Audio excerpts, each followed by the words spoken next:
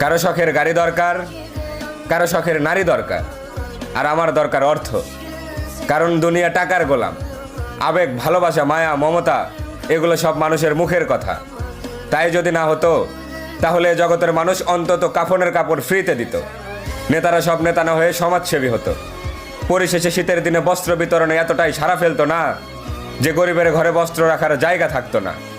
এ সকল কিছুই হয় না কারণ মানুষ টাকা ভালোবাসে। যার কাছে যত বেশি সে তত বেশি খুশি।